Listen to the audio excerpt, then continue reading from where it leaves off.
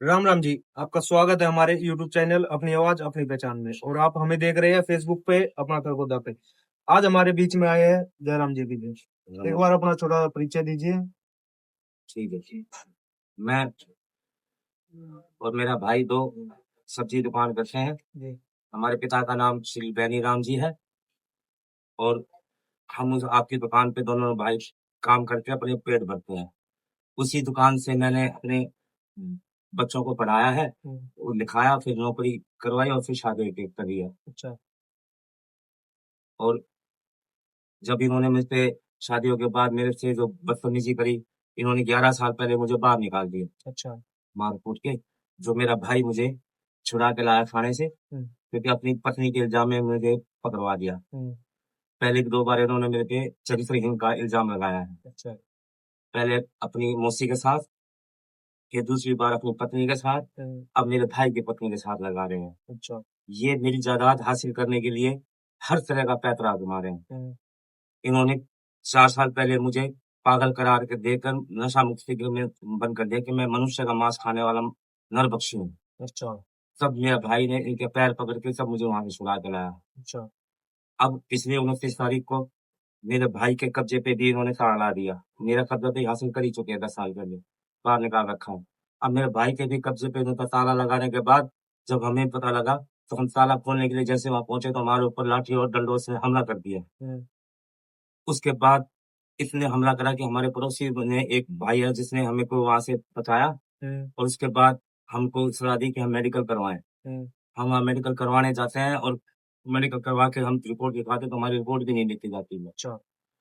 इस घटना को 2 घंटे के बाद ये आते हैं अपनी चोटें उभार के और मेडिकल बनवाते हैं और इनकी रिपोर्ट लिखी जाती है। अच्छा। अगले दिन फिर मेरे कुछ रिश्तेदार साथ आते हैं जिनकी वजह से मेरी अगले दिन रिपोर्ट दर्ज होती है। अच्छा। और ये कहते हैं जिसकी पहली रिपोर्ट है, कार्रवाई उसकी तरफ से होगी। अच्छा। पता नहीं ये न्याय करने वाले हैं या प्रतिस्पर्धा कर रहे हैं दौड़ में, जो पहले आएगा उसको मेडल मिलेगा। अरे न्याय देखो, पहले कोई भी करे शिकायत, देखो किसका कसूर है, किसका नहीं। तो जब आपने मेडिकल कराया उस पर टाइम भी तो होगा क्योंकि इनके पास जाती है रिपोर्ट। हाँ, इनका तो मेडिकल हमारे बाद हुआ है। तो उसकी रिपोर्ट भी तो थाने में गई होगी। वो हाँ, नहीं दिखाई आपने। अगले दिन ही पेश की ना हमने। यहाँ तो उन्होंने देखी नहीं, तो हमने सोनपत एसपी को दिखाई। तो उन्होंने देखी और इनकी चोटों को झूठी करार दिया कि भाई ये तो नकली चोटें हैं। अच्छा। ये करके उन्होंने हमारा केस अब कोर्ट में कर दिया है। तो मैं आपको 2 कागज दिखाना चाहता हूँ, जिसमें ये मैंने 4 साल पहले ये बेदखल भी कर दिए हैं। कानूनी तौर पे मैंने बेदखल कर दिए हैं ये। और ये डेढ़ से पौने 2 महीने पहले की रिपोर्ट है कि ये हमें मारने कूटने की कोशिश कर रहे हैं। मैं अपनी छत की मरम्मत के लिए लगाई थी ये, लेकिन हमारी कोई सुनवाई नहीं हो रही है। मैं मीडिया से और पूरी पब्लिक से दरख्वास्त करता हूँ कि हमारी मदद करें। मेरा अपने मकान पे, मेरा दुकान पे मेरा कब्जा हो और ये बेदखल बाहर हो। ये मुझे मारते कूटते हैं, इसलिए मुझे इनसे बचाया जाए। ना तो मुझे खाना देते हैं, 3-4 बार पूरे इल्जामों में पकड़वा भी चुके हैं। किसी तरह हमें इनसे बचाएं। मैं मीडिया से और पूरे समाज से गुहार लगाता हूँ कि हमें बचाया जाए। ये झूठे झूठे अब हम पे इल्जाम और लगा रहे हैं, कृपया करके हमारी मदद करें। आपने जो ये इतना बड़ा वाक्य बताया है ये किसका है? ये जिन भी 3 लड़के हैं, ये जो मेरे अपने हैं, सगे लड़के, इन तीनों ने मुझे ना तो मुझे खाना देते हैं, ना ही मुझे मुझे बाहर निकाल रखा है, ऊपर से मेरे से हाथापाई भी करते हैं। अच्छा। और बेदखल मैंने कर रखे हैं। बताओ, जो मुझे खाना ना दे, जो मुझसे हाथापाई करे, मारे पीटे, मैं उसको अपना हिस्सा क्यों दूं? मैं तो ये चाहता हूँ कि जीते जी तो हिस्सा मेरा रहे, मरने के बाद मैं अपने गौशाला को दान कर दूंगा। मैं ऐसे बच्चों को हिस्सा नहीं दूंगा जो अपने माता पिता को मारते कूटते हो, गालियां देते हैं, झूठे इल्जाम में पकड़ाते हैं। किस लिए? वही पुराने मकान और एक दुकान के लिए, जो पेट भरती है हमारा, जो हमारा छप्पर है, जो सर ढके बैठी है। अरे तुम मैंने पढ़ा दिए लिखा दिए, अपने खा कमाओ। मुझे मारने से, मेरे भाई को मारने से तुम्हें क्या मिलेगा? मेरे भाई की पत्नी को इतनी चोट मारी जिसकी वजह से उसका 250 रुपया 3 दिन में दवाई चल रही है, क्योंकि दिमाग में खून रुक गया उसके। बस इसलिए मैं कह रहा हूँ, ऐसे बच्चों को ना तो कुछ देना चाहिए, ऐसे बच्चों को तो सख्त से सख्त सजा मिलनी चाहिए, ताकि आने वाली पीढ़ी जो बड़े बुजुर्गों की ऐसी बेइज्जती ना करे, ऐसा अपमान ना करे। यस। आप पे वो बहुत इल्जाम भी लगाते हैं, जैसे आप पागल हो, नशा करते हो ज्यादा। क्या ये सच है? नहीं, ये एक सिरे से लेकर दूसरे से गलती है। मैं एक सब्जी वाला हूँ, सारा खरखोदा गांव मेरा गवाह है। मैं रोज सुबह से लेकर दोपहर तक बिना छुट्टी के हम रोज बैठते हैं। जिसका दिमाग खराब हो, वो दुकान पे अपनी लेन देन व्यवहार नहीं कर सकता।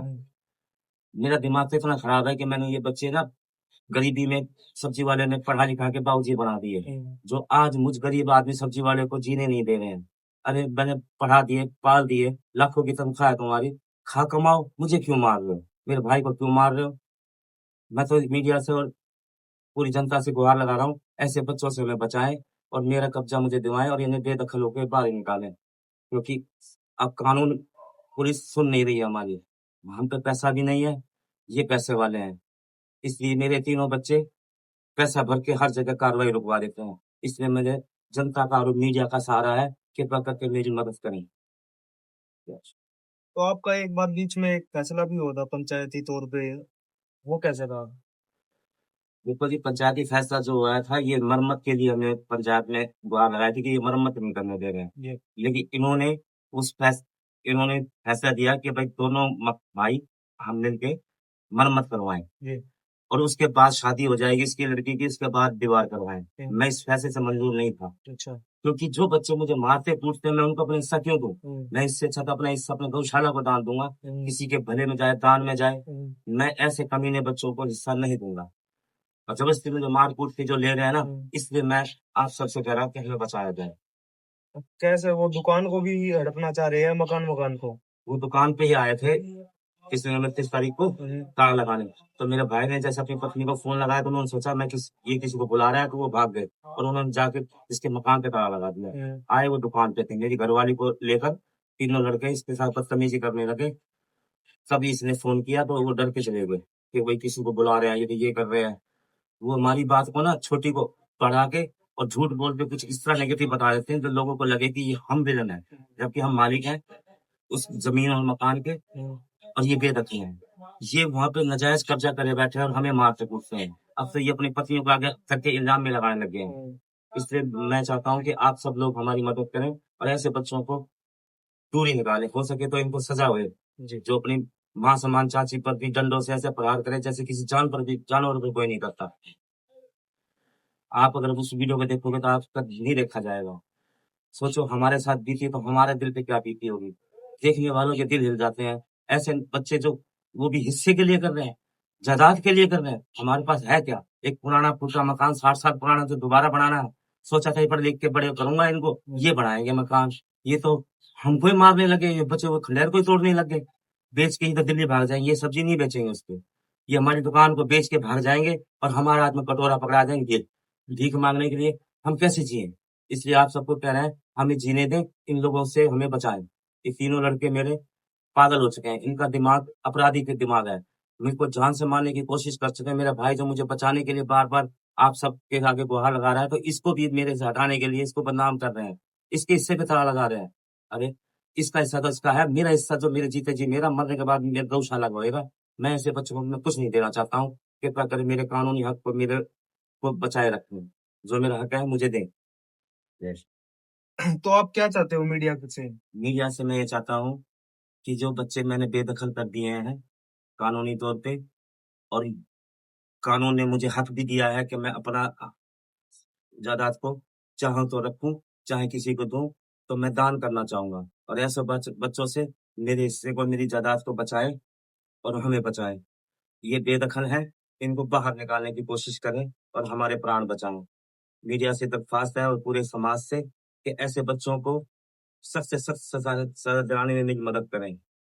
मैं आपके आगे इतना ही कह पाऊंगा, क्योंकि हमें इतना बोलना भी नहीं आता है। हम तो एक सब्जी वाले अनपढ़ आदमी है, फिर भी समाज से और पूरे समाज को अपना माई बाप मान के गुहार लगा रहा हूँ कि हमें बचाएं। इस तरह तरह के वीडियो डाल रहे हैं झूठे, जिनकी वजह से मेरा भाई परेशान है, उसकी पत्नी परेशान है।